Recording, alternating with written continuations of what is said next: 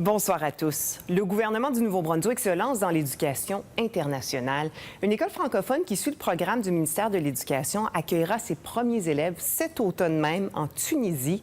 L'école Acadie, c'est le fruit d'un partenariat entre des investisseurs tunisiens, mais aussi le gouvernement du Nouveau-Brunswick, la province qui compte d'ailleurs tirer des revenus de cette expérience.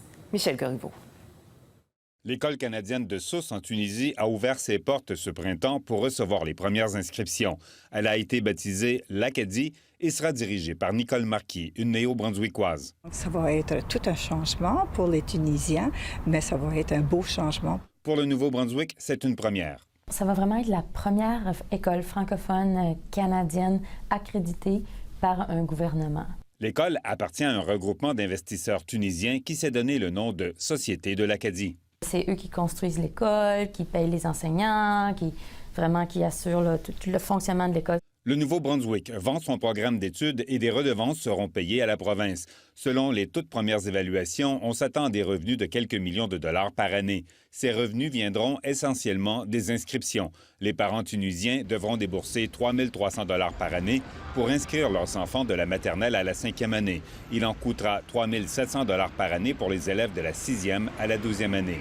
C'est une somme importante pour bien des Tunisiens. Le salaire moyen dans ce pays est de 4 400 dollars par année. Les programmes qu'on amène sont innovateurs. On parle de l'inclusion scolaire, on parle de l'esprit entrepreneurial, l'école communautaire, l'apprentissage par les arts, le développement des compétences.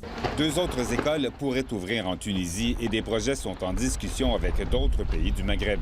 Ça donne une crédibilité au Nouveau-Brunswick. Donc, ça nous positionne sur le plan international au niveau de l'éducation.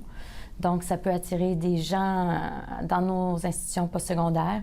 On a aussi en tête un objectif démographique. La nouvelle directrice se prépare déjà pour sa nouvelle vie en Tunisie, à quelques pas seulement de la Méditerranée. Le programme d'études du Nouveau-Brunswick est quand même à la fine pointe des technologies, des nouvelles compétences du 21e siècle.